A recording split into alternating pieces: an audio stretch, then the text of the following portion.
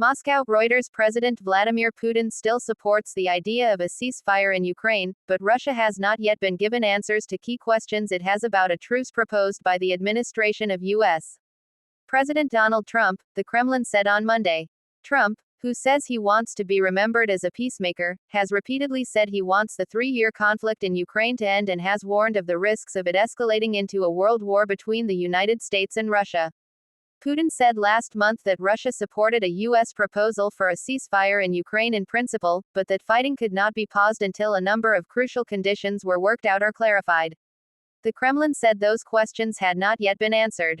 President Putin does support the idea of the need for a ceasefire, but before that a number of questions must be answered, Kremlin spokesman Dmitry Peskov told reporters. These questions are still hanging in the air, so far no one has given an answer to them. Putin has said that any peace agreement must address what Moscow sees as the root causes of the conflict, essentially a tug of war between Russia and the West over Ukraine's future and the post-Soviet enlargement of NATO towards Russia's borders. Putin has said the ceasefire would have to ensure that Ukraine did not simply use it to regroup, and that key questions about verification of a truce would need to be clarified. The Kremlin on Monday laid the blame for the lack of answers on Kyiv, which it said was unable to control a number of its extremist and nationalist units.